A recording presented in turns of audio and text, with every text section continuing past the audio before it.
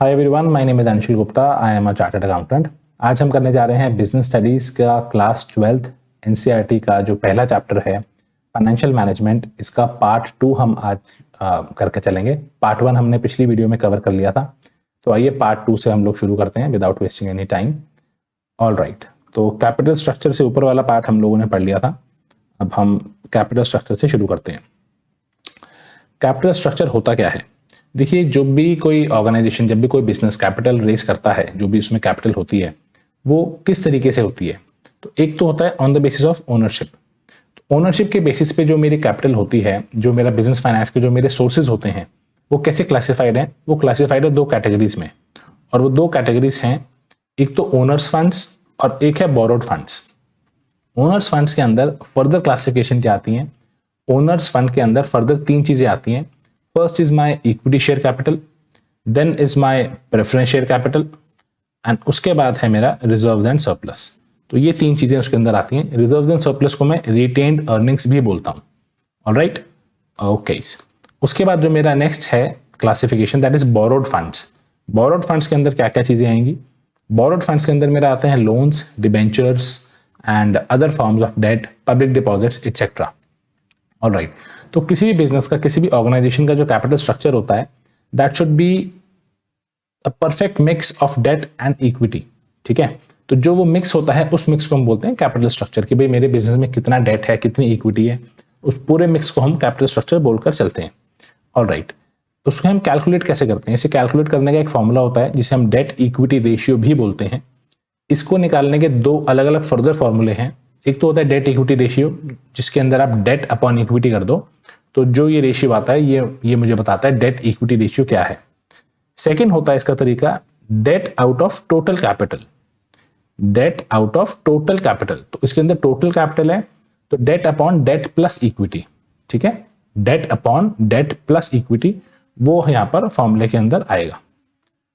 All right, इसके बाद हम चलते हैं आगे कॉस्ट ऑफ डेट के ऊपर। देखिए, जो कॉस्ट ऑफ डेट होता है वो कॉस्ट ऑफ इक्विटी से काफी कम होता है। क्यों? क्योंकि डिबेंचर्स होता क्या है, कॉस्ट ऑफ डेट क्या होता है? जो मैं डिबेंचर्स पे इंटरेस्ट पे करता हूं। और डिबेंचर्स क्या होता है? जब मैं एक फिक्स रेट पे एक फिक्स टाइम पीरियड के लिए किसी से पैसा बोरो करता हूं, तो बदले में मैं उसको जो सर्टिफिकेट देता हूं कि हाँ जी, मैंने आपसे इतना पैसा इतने टाइम के लिए इतने रेट ऑफ इंटरेस्ट पे बोरो किया है, जो कि इंटरेस्ट मैं आपको हर साल पे करूंगा, प्लस इतने सालों के बाद मैं आपको प्रिंसिपल अमाउंट भी वापस पे बैक कर दूंगा। वो जो मैं उसको सर्टिफिकेट देता हूं उसे बोलते हैं डिबेंचर। ठीक है, तो जो कॉस्ट ऑफ डेट है, मैं अपने बिजनेस के लिए डेट रेज करता हूं, तो उसकी कॉस्ट इक्विटी से कम आती है। क्यों? क्योंकि जिसने मुझे वो पैसा दिया है, जो लेंडर है, उस लेंडर का रिस्क कम है as compare to equity share holder. भाई, अगर कंपनी सपोज अच्छा कल को परफॉर्म नहीं करती, कल को कंपनी डूब जाती है, तो जिसने मुझे पैसा लैंड किया है, जो मेरा लेंडर है, मैंने जिससे पैसा बोरो किया है, मैंने जिसको डिबेंचर इश्यू किए हैं, उस बंदे को तो फिक्स रेट ऑफ इंटरेस्ट पे ब्याज मिलना है, फिक्स टाइम के बाद रीपेमेंट मिलनी है, तो उसका रिस्क बहुत कम है। तो इसलिए वो कम परसेंटेज में भी मान जाता है, कम रेट ऑफ इंटरेस्ट पे मान जाता है वो, क्योंकि उसका रिस्क बहुत कम है। यहीं पर आप आ जाओ इक्विटी शेयर होल्डर के ऊपर। अगर कंपनी कल को अच्छा परफॉर्म नहीं करती, कंपनी डूब जाती है, तो सारा का सारा जो लॉस है वो होगा इक्विटी शेयर होल्डर्स का। इक्विटी शेयर होल्डर का सारा लॉस होगा, तो उसका रिस्क बहुत ज्यादा है। तो cost of equity most cases में कॉस्ट ऑफ डेट से ज्यादा होती है। ठीक है, तो कॉस्ट ऑफ डेट एक तरह से मेरा चीप सोर्स ऑफ फाइनेंस है। Debt is cheaper but at the same time it is more risky. Debt एक बिजनेस के लिए चीपर तो है, सस्ता तो है, बट रिस्की भी बहुत है। क्यों? क्योंकि एक फिक्स्ड ऑब्लिगेशन है, आपको इंटरेस्ट की पेमेंट करनी पड़ेगी, ब्याज भरना पड़ेगा, दूसरा आपको प्रिंसिपल की भी रीपेमेंट करनी पड़ेगी। तो फिक्स्ड ऑब्लिगेशन है, तो रिस्की भी बहुत है। Alright, okay. कोई भी अगर आप डिफॉल्ट करते हैं प्रिंसिपल या फिर इंटरेस्ट की पेमेंट में, तो आपका बिजनेस जो है वो लिक्विडेशन में जा सकता है। लिक्विडेशन मतलब आपकी कंपनी बंद भी हो सकती है, क्योंकि आपने इस ऑब्लिगेशन को फुलफिल नहीं किया। अगला हमारे आगे बहुत इंपॉर्टेंट टर्म आता है, दैट इज फाइनेंशियल रिस्क। अब फाइनेंशियल रिस्क होता क्या है उसे एक बार समझ लेते हैं। देखिए, जो मैंने आपको बताया कि बिजनेस के अंदर ये फिक्स्ड ऑब्लिगेशंस हैं कि उसको इंटरेस्ट की पेमेंट करनी ही करनी है डिबेंचर होल्डर को, उसे एक फिक्स टाइम के बाद वो प्रिंसिपल भी रीपे करना ही करना है। ऐसी कोई ऑब्लिगेशन इक्विटी शेयर होल्डर के केस में बिल्कुल नहीं है। कल हो कंपनी घाटे में चली जाती है, तो इक्विटी वालों को आपको डिविडेंड पे करना जरूरी नहीं है। इक्विटी वालों को आपको कल को उनकी कैपिटल वापस देनी जरूरी नहीं है, you are not obligated to it, ठीक है, देनी चाहिए बट ऑब्लिगेशन नहीं है। कल को अगर कंपनी बहुत लॉसेज में चली गई और आप उनके पैसे ना दो तो कोई दिक्कत नहीं है। ऑलराइट, तो बेसिकली ये फाइनेंशियल रिस्क होता क्या है? Financial risk is the chance that a firm would fail to meet its payment obligations. कोई भी फर्म, कोई भी बिजनेस ऑर्गेनाइजेशन जो उसकी पेमेंट ऑब्लिगेशंस है, चाहे वो इंटरेस्ट की हो चाहे प्रिंसिपल की हो, the chances that it will not be able to fulfil those, उसे बोलते हैं फाइनेंशियल रिस्क, कि यार कल को अगर मैं पैसे नहीं दे पाया तो ये चीज होती है, ठीक है। तो कैपिटल स्ट्रक्चर जो होता है उसे ऑप्टिमल कब बोलते हैं? ऑप्टिमल कैपिटल स्ट्रक्चर क्या होता है? व्हेन डेट और इक्विटी का जो प्रोपोर्शन है, जो मेरा कैपिटल स्ट्रक्चर में जो मेरा मिक्स है डेट और इक्विटी का, तो जो उसका प्रोपोर्शन है वो ऐसा है कि इक्विटी शेयर्स की वैल्यू बढ़ रही है, ठीक है। वो मेरा मिक्स ऐसा है डेट और इक्विटी का कि मेरी इक्विटी शेयर्स की वैल्यू बढ़ रही है मार्केट में और उनके अंदर ज्यादा वैल्यू एडिशन हो रहा है। ऑलराइट, तो ये मेरा अगर ऐसा मिक्स है तो मैं बोल के चलता हूं कि मेरा कैपिटल स्ट्रक्चर तो भैया ऑप्टिमल है, मतलब बेस्ट है। इससे बढ़िया कैपिटल स्ट्रक्चर नहीं हो सकता क्योंकि इक्विटी शेयर्स को वैल्यू मिल रही है। ऑलराइट, और पूरे ओवरऑल कैपिटल में यानी कि डेट प्लस इक्विटी में डेट का कितना प्रोपोर्शन है, इसे क्या बोलते हैं? Financial leverage. अगर मैं ये बोलूं कि कोई फर्म अनलीवर्ड है, अनलीवर्ड की स्पेलिंग क्या होगी वो मैं यहां लिख देता हूं, अनलीवर्ड फर्म। अनलीवर्ड फर्म का मतलब उसके अंदर डेट है ही नहीं, और अगर किसी फर्म में लीवरेज बहुत ज्यादा है इसका मतलब उसमें डेट बहुत ज्यादा है, ठीक है। So the proportion of debt in the overall capital is also called financial leverage. Alright, अभी एग्जांपल पढ़ते हैं, बहुत ही इंटरेस्टिंग और बहुत ही इंपॉर्टेंट कॉन्सेप्ट इसके अंदर, बड़े ध्यान से सुनना है आपने ये। तो आइए स्टार्ट करते हैं। देखिए यहां हम बात कर रहे हैं कंपनी एक्स लिमिटेड की, ठीक है। ऑलराइट, टोटल फंड जिसके पास है 30 लाख रुपए के, 10% ये इंटरेस्ट पे कर रहा है अपने डेट के ऊपर। ये जो 3 सिचुएशंस हैं इसमें इतना इतना डेट है, इस पे इतना हम इंटरेस्ट पे कर रहे हैं 10% का। टैक्स मेरा 30% है। And EBIT that is earnings before interest and tax, मतलब मैं अपनी प्रॉफिट में से, अपनी अर्निंग्स में से इंटरेस्ट और टैक्सेस का अमाउंट लेस करने से पहले, बिफोर दैट जो मेरी अर्निंग्स आ रही हैं वो 4 लाख की हैं, ठीक है। ऑलराइट, ये तीनों सिचुएशंस हैं 1, 2 एंड 3। 1, 2 एंड 3 तीनों सिचुएशंस में ईबीआईटी मेरा सेम है 4 लाख रुपए। इंटरेस्ट कंपोनेंट मेरा कितना आएगा? देखिए इंटरेस्ट है 10%। पहले केस में डेट निल है तो ये भी निल रहेगा। 10 लाख का 10% 1 लाख, 20 लाख का 10% 2 lakh. Earning before interest and tax, पहले हमेशा इंटरेस्ट माइनस होता है उसके बाद टैक्स माइनस होता है। तो पहले इंटरेस्ट माइनस करके मैं आ गया अर्निंग बिफोर टैक्सेस के ऊपर 4 लाख, 3 लाख एंड 2 लाख। इसके बाद मैंने टैक्स माइनस कर दिया। टैक्स कितना है मेरा? 30%। 30% ऑफ दिस अमाउंट जो ये आ रहा है, यहां पर 4 लाख, यहां 3 लाख, यहां 2 लाख, इसका 30% ये अमाउंट है, 30%, ठीक है। ऑल राइट, तो 4 लाख का 30% 120, यहां 90, यहां पे 60,000। अब जो फिगर आ गई that is earnings after tax, भाई टैक्स वैक्स सब लेस करने के बाद 280, 210 एंड 140। अब मेरे नंबर ऑफ शेयर्स कितने थे? अब देखो टोटल फंड्स हैं 30 लाख के, ठीक है। यहां पर डेट मेरा निल है तो इसका मतलब 30 का 30 लाख मेरा इक्विटी हो गया। 30 का 30 लाख मेरा इक्विटी है तो 30 lakh divide by 10 that is 3 lakh. Situation 2 पे आ जाओ, 30 लाख के टोटल फंड्स हैं, 30 लाख में से 10 लाख डेट है, देयरफॉर 20 लाख इक्विटी हो गया। 20 lakh divide by 10 2 lakh. Similarly third case, 30 lakh में से 20 लाख का डेट है, देयरफॉर 10 लाख इक्विटी है, 10 लाख डिवाइड बाय 10 1 लाख का number of shares. Alright, okay, और मैं 2,80,000 डिवाइड बाय 3 लाख, ये मेरा आ जाएगा अर्निंग पर शेयर। आप देख रहे होगे सिचुएशन 1, 2 और 3 में अर्निंग पर शेयर बढ़ रहा है मेरा, 0.93 से 1.05 हो गया एंड 1.05 से 1.40 हो गया। अब ऐसा हुआ क्यों? क्या कारण है ये बढ़ने का, वो हम देख लेते हैं। ऑल राइट, यहां पर आ जाइए। देखिए फर्स्ट केस में कंपनी जो है अनलीवर्ड है एंड 0.93 मेरा अर्निंग पर शेयर है।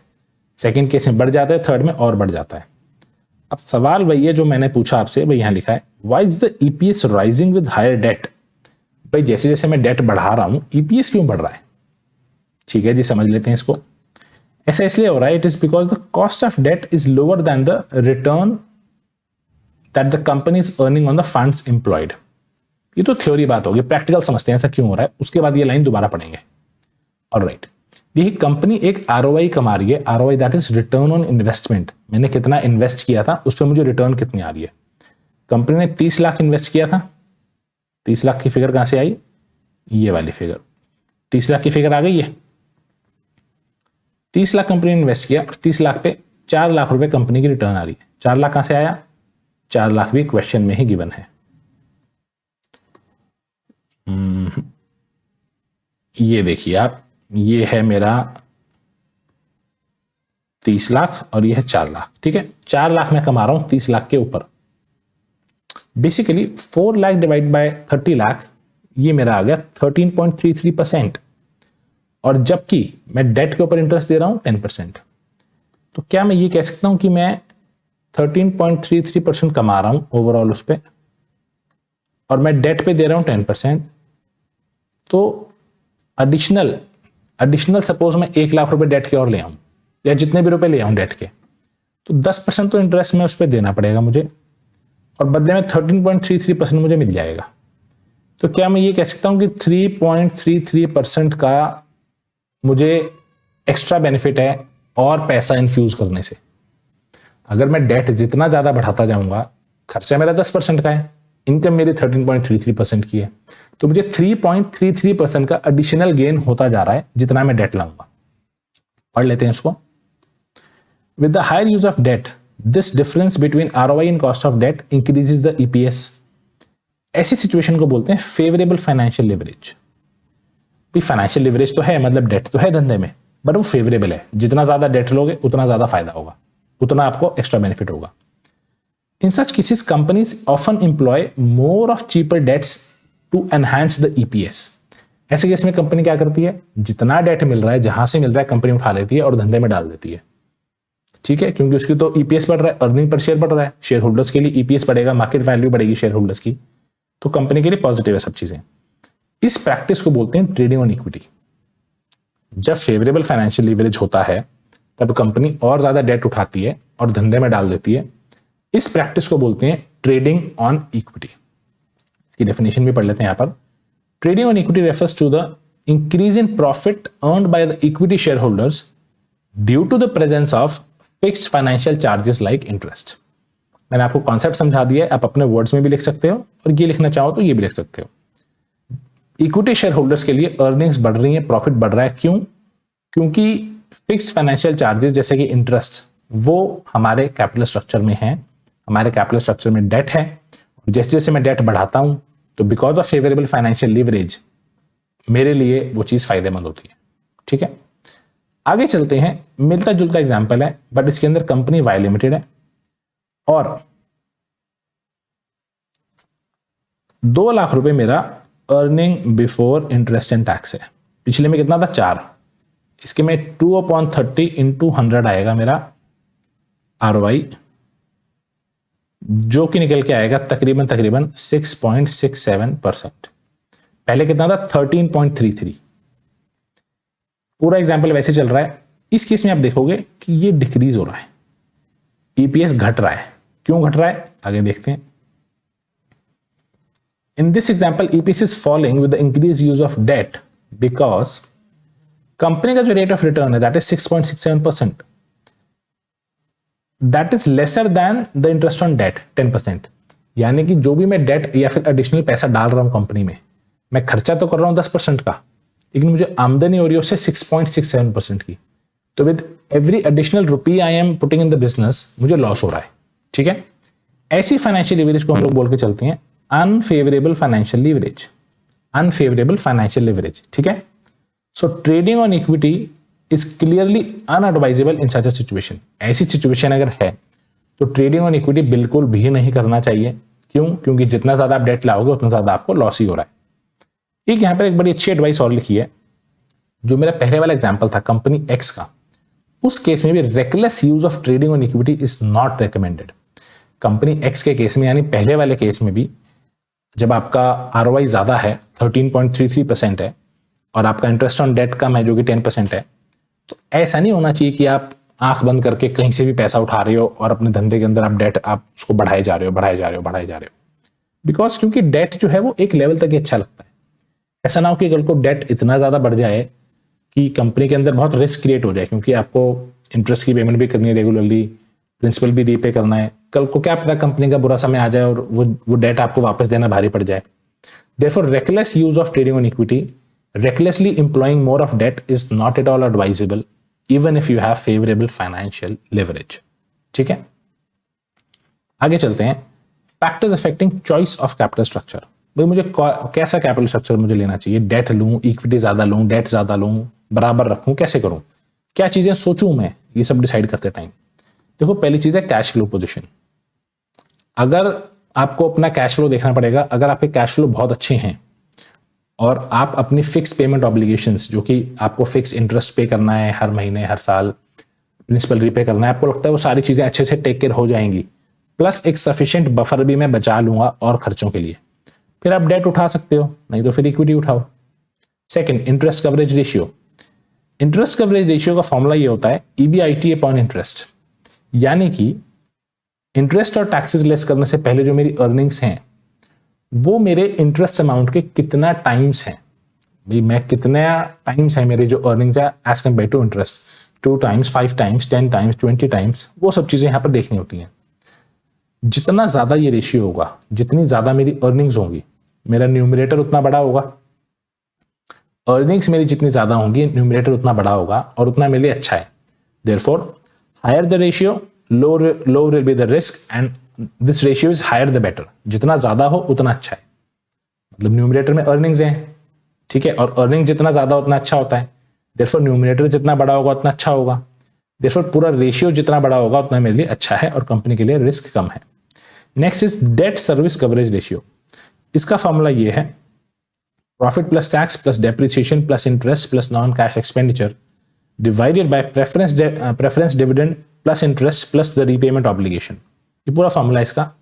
इसके अंदर भी आप ऊपर देखोगे न्यूमरेटर में एक एलिमेंट है profit after tax.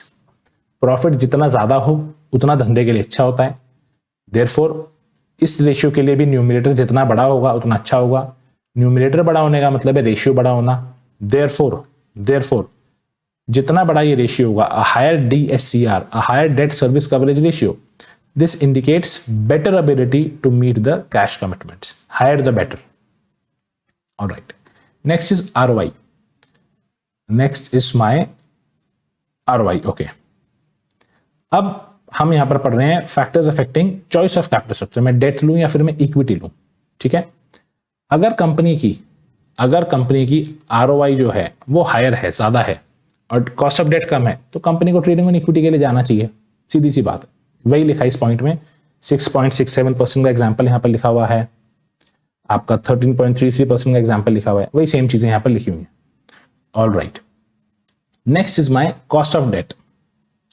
Cost of debt, अगर मैं ज्यादा डेट रेज कर पा रहा हूं एक कम कॉस्ट पे, ठीक है, अगर मैं एक ज्यादा डेट रेज कर पा रहा हूं एक कम कॉस्ट पे, कॉस्ट ऑफ डेट, तो बेसिकली अगर मैं अपने बिजनेस के लिए कम कॉस्ट पे डेट रेज कर पा रहा हूं तो मुझे थोड़ा बहुत डेट भी रेज कर लेना चाहिए, कोई दिक्कत नहीं है डेट रेज करने में ऐसी, ठीक है। नेक्स्ट चलते हैं टैक्स रेट पर। अगर टैक्स रेट मेरा, सपोज जो गवर्नमेंट के जो टैक्सेस हैं वो थोड़े हायर साइड पे, जैसे कि 30% अगर सपोज टैक्स रेट है, तो उस केस में डेट मेरे लिए और ज्यादा सस्ता हो जाता है, क्योंकि डेट का जो इंटरेस्ट है उसके ऊपर भी मेरा टैक्स बच जाता है। और सपोज अगर 10% इंटरेस्ट मुझे देना है अपने डिबेंचर होल्डर्स को, तो मेरा जो इफेक्टिवली जो आफ्टर टैक्स मेरी कॉस्ट ऑफ डेट आती है वो 10% का भी 30% कम कर दो, एक्चुअली मुझे 7% का ही ये इफेक्टिवली पड़ता है इंटरेस्ट रेट, ठीक है। इसकी बहुत ज्यादा डिटेल में जाने की जरूरत नहीं है, बस आप इतना समझ लीजिए कि अगर टैक्सेस हायर साइड पे हैं तो डेट और कुछ ना कुछ सस्ता ही पड़ता है, ठीक है।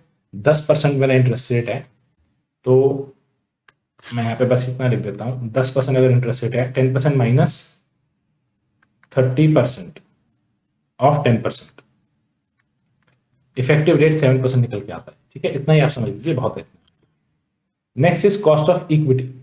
कॉस्ट ऑफ इक्विटी, देखिए जब कंपनी डेट बढ़ाती है, जब कंपनी अपना डेट बढ़ाएगी, मैंने कंपनी इंक्रीजेस डेट, तो होता क्या है, इक्विटी शेयर होल्डर्स के लिए रिस्क बढ़ जाता है।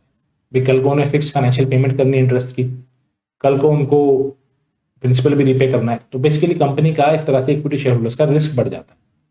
अब उसका कॉन्सिक्वेंस क्या होता है, जब रिस्क बढ़ता है तो वो भी ज्यादा रिटर्न एक्सपेक्ट करते हैं कंपनी से, उनकी भी ख्वाहिशें बढ़ जाती हैं कंपनी को लेके। तो वो भी चीज़ आपको देखनी पड़ती है कि डेट आप एक लिमिट तक ही लो, ऐसा ना हो आप बहुत ज़्यादा डेट ले लो सस्ते सस्ते के चक्कर में, और फिर इक्विटी वालों की एक्सपेक्टेशन इतनी बढ़ जाए कि कॉस्ट ऑफ इक्विटी बढ़ जाए। कल को वो भी चाहेंगे कि हमें डिविडेंड बहुत ज़्यादा मिले। ठीक है, फ्लोटेशन कॉस्ट, देखो जब भी हम पैसा उठाते हैं कहीं से, पब्लिक इशू करते हैं या कहीं से भी हम पैसा उठाते हैं, तो कुछ फ्लोटेशन कॉस्ट आती है, पैसा उठाने के भी मतलब कुछ खर्चे हो जाते हैं उसके अंदर। और अगर आप सपोज बैंक से कोई लोन लेते हैं तो कोई बहुत खास कॉस्ट नहीं आती उसकी, तो ये भी हमें देखना पड़ता है फंड्स रेज करते टाइम की मेरी फ्लोटेशन कॉस्ट कितनी आ रही है, ऐसा ना हो कि बहुत सारा पैसा इसी में खर्च हो जाए। नेक्स्ट इसमें रिस्क कंसिडरेशन, देखो यहाँ पर बहुत इंपॉर्टेंट पॉइंट है, ये दो तरह की बातें यहाँ पर की गई हैं। दो तरह के रिस्क हैं, एक तो होता है आपका फाइनेंशियल रिस्क, दूसरा होता है आपका ऑपरेटिंग रिस्क, जिसको हम बिजनेस रिस्क भी बोलकर चलते हैं। ऑलराइट, फाइनेंशियल रिस्क क्या होता है, the chances that company will not be able to fulfil its fixed financial charges. ठीक है, कंपनी के जो कुछ फिक्स्ड फाइनेंशियल चार्जेस हैं, जैसे कि इंटरेस्ट हो गया, प्रेफरेंस शेयर्स को डिविडेंड देना है, वो चांसेस की भी कंपनी वो पूरे नहीं कर पाएगी, उसे बोलते हैं फाइनेंशियल रिस्क। दूसरा है ऑपरेटिंग रिस्क, जिसे हम बिजनेस रिस्क भी बोलते हैं। ये क्या होता है, कंपनी, ये डिपेंड करता है, depends on higher, like suppose it depends on fixed operating cost. Fixed operating cost क्या होगी, जैसे कि सपोज आपने एक फैक्ट्री रेंट पे ली हुई है, उसका रेंट बहुत ज्यादा है, तो ऑपरेट करने के खर्चे बहुत ज्यादा हैं वो उस फैक्ट्री में। अगर इस तरह की कॉस्ट बहुत ज्यादा है, आपके इंश्योरेंस प्रीमियम बहुत ज्यादा है, फैक्ट्री के खर्चे बहुत ज्यादा है, सैलरीज बहुत ज्यादा है, तो ये ऑपरेटिंग कॉस्ट बहुत ज्यादा है आपकी फिक्स वाली, तो कल को आपको बिजनेस को ऑपरेट करने में बड़ी दिक्कत आएगी। तो इस रिस्क को बोलते हैं ऑपरेटिंग रिस्क या फिर बिजनेस रिस्क। और टोटल रिस्क क्या होता है, टोटल रिस्क होता है business risk plus financial risk. Total risk is business risk plus financial risk, ये चीज यहां पर लिखी हुई है। The total risk depends upon both business risk and financial risk. All right. Okay. If a firm's business risk is lower, अगर business risk किसी company का कम है, तब वो डेट ज्यादा ले सकती है। भाई आपको पता है आपके दोनों रिस्क मिला के टोटल रिस्क आएंगे, जिसका पहले से ही बिजनेस रिस्क बहुत ज्यादा है और वो डेट भी ज्यादा ले ले, तो फाइनेंशियल रिस्क भी ज्यादा हो जाएगा। तो दोनों रिस्क बहुत ज्यादा हो गए तो कल को दिक्कत आएगी। हाँ, पर लेकिन अगर आपका बिजनेस रिस्क कम है, लिमिट में है, तब आप थोड़ा डेट बढ़ा सकते हो, भाई ठीक है फाइनेंशियल रिस्क थोड़ा ज्यादा हो जाएगा, देख लेंगे। ठीक है, ऑलराइट। फ्लेक्सिबिलिटी, अगर आप पहले ही डेट को, जितना आप सपोज डेट उठा सकते हो उतना डेट आप पहले ही सारा उसको निचोड़ के उठा लोगे, तो कल को अगर आपको फर्दर डिबेंचर इशू करना है तो पैसा कहाँ से लाओगे। तो ये भी आपको थोड़ा सोच के डेट उठाना चाहिए कि मैं अभी उतना ही उठाऊं जितनी जरूरत है, और थोड़ा स्कोप भी छोड़ दूं कि कल को अगर मुझे और जरूरत हुई डेट की तो मैं और डेट भी उठा पाऊंगा। Alright, next is control. अगर मैं इक्विटी ज्यादा इशू करता हूं तो मेरी कंपनी का जो कंट्रोल है वो डाइल्यूट होता है, भी शेयर होल्डिंग मेरी प्रमोटर की कम हो गई और जनता में शेयर्स बट गए पब्लिक में। पर अगर मैं डेट से पैसा उठाता हूं तो मेरा वो कंट्रोल जो है वो डाइल्यूट नहीं होता। तो ये भी मुझे देखना पड़ता है कि मेरे इंटेंशन क्या है, मुझे कंट्रोल डाइल्यूट करना है या नहीं करना है। ये सब चीजें मैं देखता हूँ कैपिटल स्ट्रक्चर फ्रेम करते time. Next is regulatory framework. देखो सब कंपनी, सब बिजनेसेस जो है किसी न किसी रेगुलेटरी फ्रेमवर्क के अंडर आते हैं। जैसे कि अगर आपको पब्लिक इशू करना है शेयर या डिबेंचर्स का, तो आपको सेबी की गाइडलाइंस फॉलो करनी पड़ती हैं। अगर आपको बैंक से पैसा उठाना है तो बैंक्स और फाइनेंशियल इंस्टीट्यूशंस की कुछ गाइडलाइंस है वो आपको फॉलो करनी पड़ती हैं। तो बेसिकली कैपिटल स्ट्रक्चर को डिफाइन करते टाइम, तय करते टाइम क्या चीज़ कितनी रखनी है कितनी नहीं रखनी, एक रेगुलेटरी फ्रेमवर्क का भी आपको ध्यान रखना। Next is my stock market conditions. अगर स्टॉक मार्केट बुलिश है तो उस केस में इक्विटी बड़ी आसानी से बिक जाती है। इक्विटी शेयर्स में सब लोग पैसा लगा देते हैं जल्दी से। अब पिछले 2 साल से आपने देखा है कोविड के बाद stock market is on a bull run. Bull run means market बस चढ़ी जा रही है। तो उसमें क्या होता है कि इक्विटी में आईपीओ के थ्रू पैसा इजीली उठ जाता है, तो लोग फिर इक्विटी से पैसा उठाना प्रेफर करते हैं अगर स्टॉक मार्केट कंडीशंस फेवरेबल हैं तो। Next, capital structure of other companies.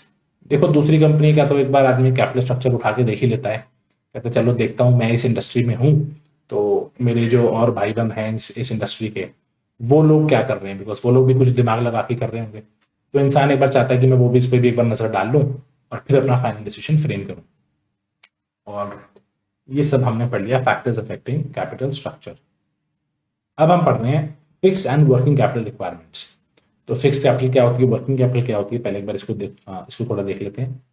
देखिए, फिक्स्ड एसेट्स वो होते हैं जो कि हमारे बिजनेस में यूज होते हैं फॉर मोर देन 1 ईयर, 1 साल से ज्यादा, जैसे कि plant and machinery, furniture, fixtures, buildings, vehicles, land etcetera.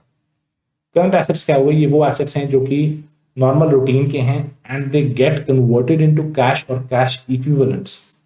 They get converted into cash और कैश इक्विवेलेंट्स। कैश इक्विवेलेंट्स का मतलब ऐसी चीजें जो कैश तो नहीं है बट कैश कैश जैसी ही है। कैश तो नहीं है बट कैश जैसी ही है, कैश इक्विवेलेंट्स, कैश के बराबर ही मान के चलो। और 1 साल के अंदर अंदर ये कन्वर्ट हो जाएंगे कैश या कैश इक्विवेलेंट्स, जैसे कि इन्वेंट्रीज, डेटर्स, बिल्स रिसीवेबल्स, ये सब मेरे करंट एसेट्स में आते हैं।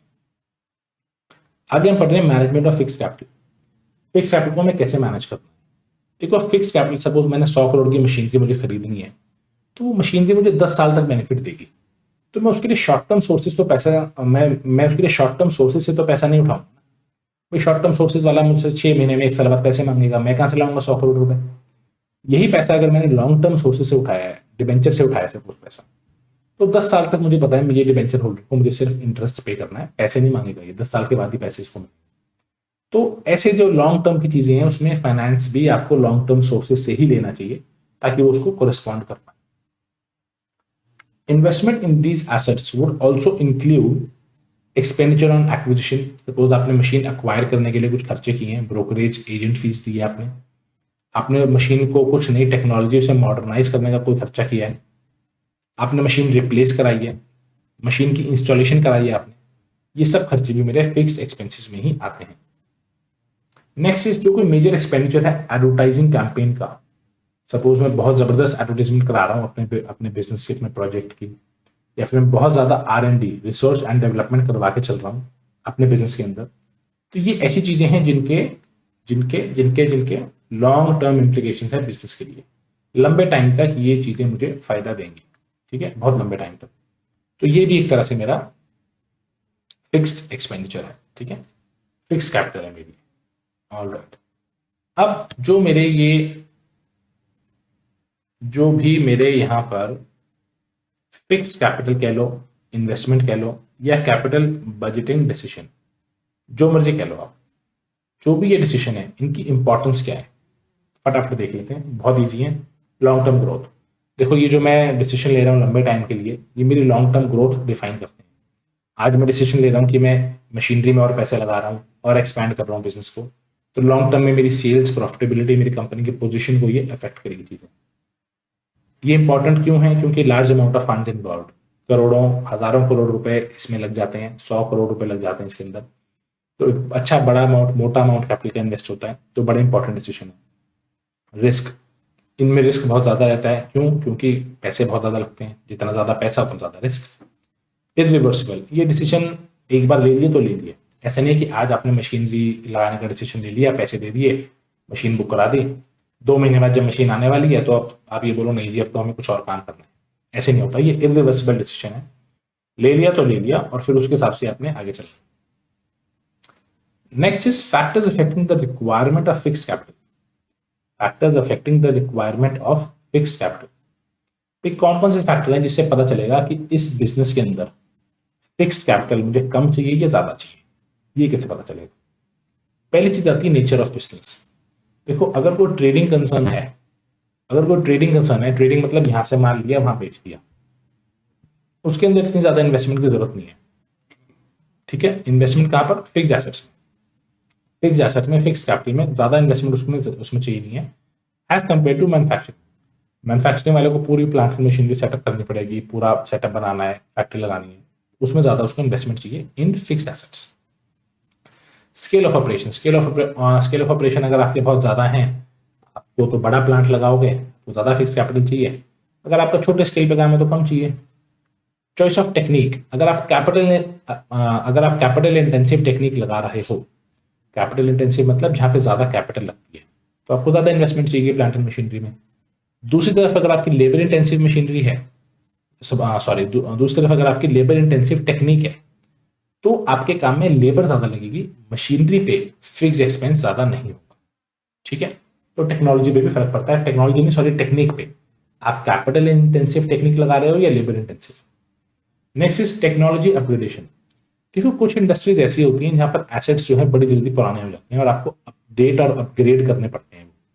तो ऐसी इंडस्ट्रीज में जैसे कि सपोज कंप्यूटर्स अगर यूज होते हैं तो बड़ी जल्दी उनका सिस्टम पुराना हो जाता है, टेक्नोलॉजी पुरानी हो जाती है, जैसे मोबाइल फोन्स के लिए कह लो, आप लैपटॉप्स के लिए कह लो, इन्हें बड़ी जल्दी अपग्रेड करनी पड़ती है चीज़ें। तो इनके लिए फिक्स्ड एसेट्स में खर्चा बहुत ज़्यादा होता है, बिकॉज जैसे जैसे इन्हें और चीज़ें अपग्रेड करनी है और चीज़ें नई लेके आनी है तो इन्हें वो सब अपडेट्स करने पड़ते हैं, पैसा डालना पड़ता है फिक्स्ड एसेट्स में।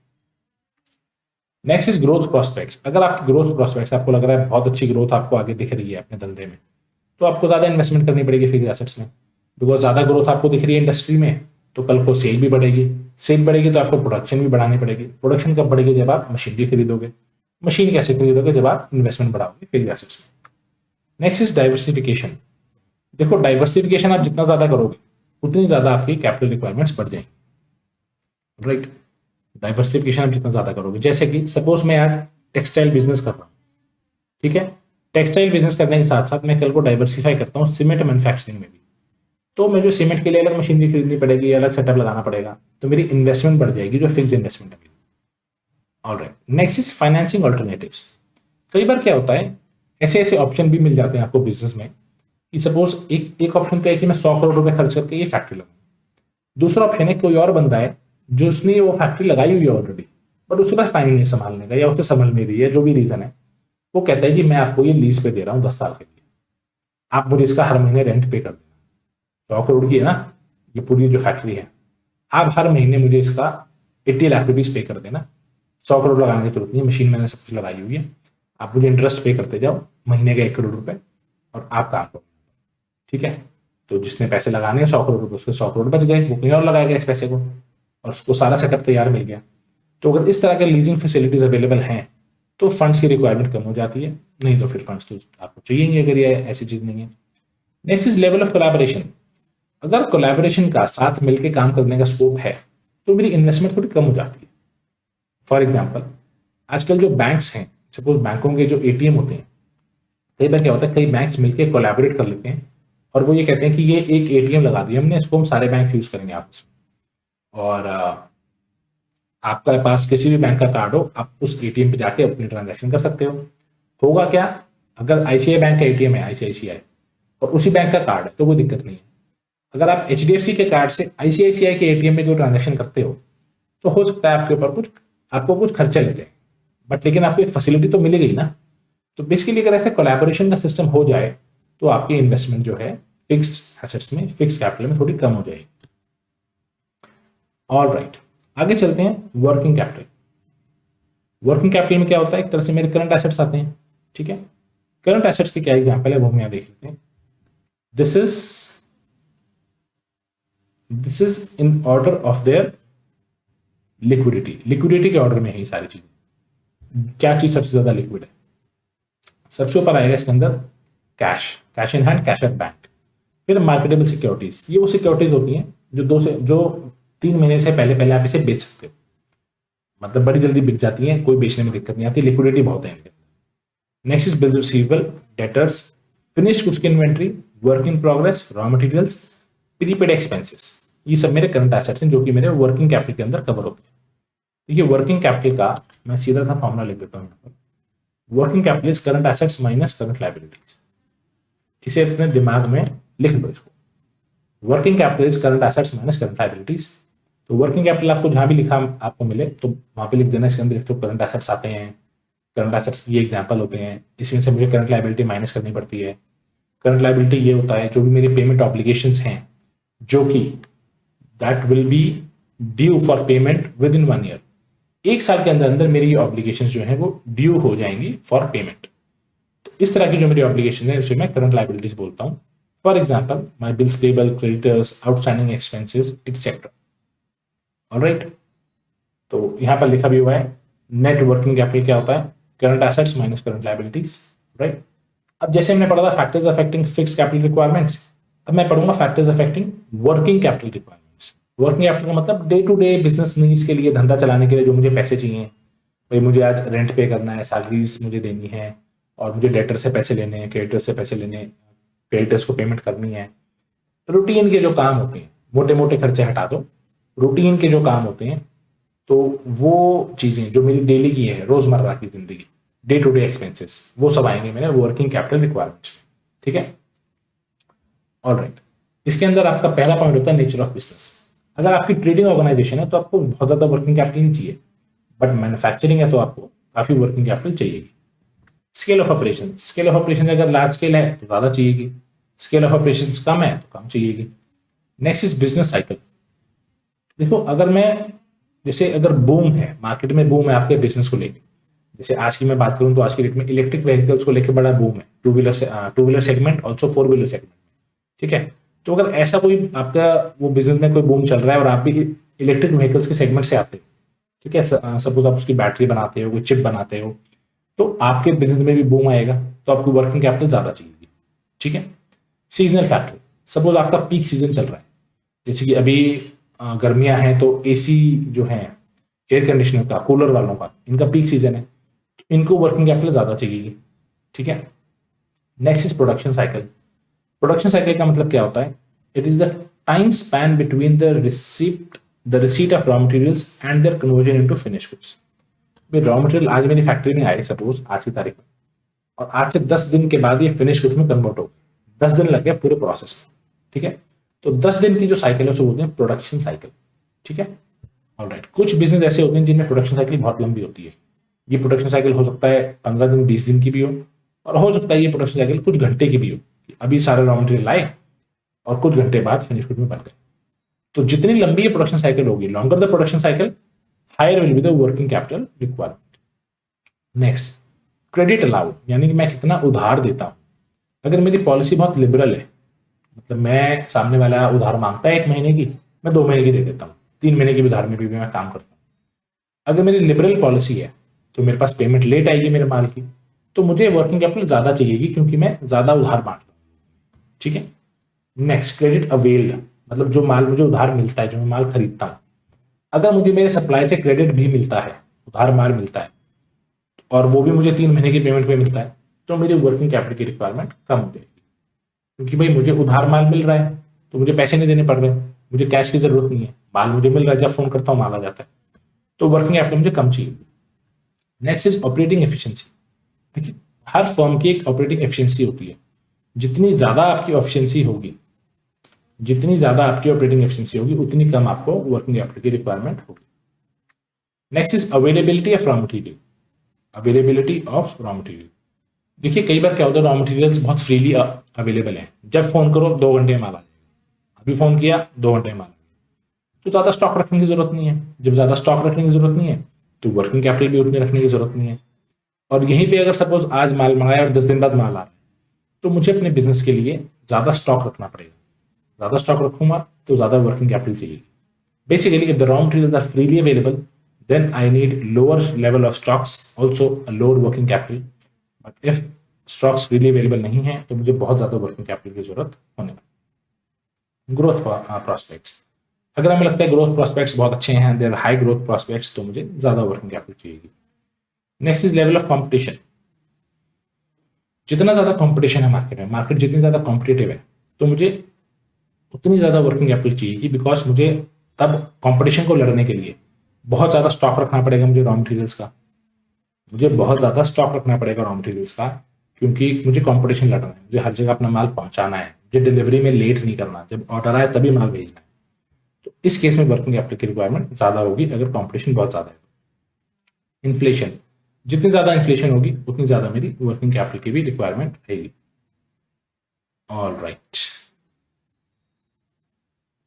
All right, so with this we have come to an end of this chapter and I hope आपको ये जो रिवीजन है, फास्ट ट्रैक रिवीजन, आपको बहुत अच्छा लगा होगा।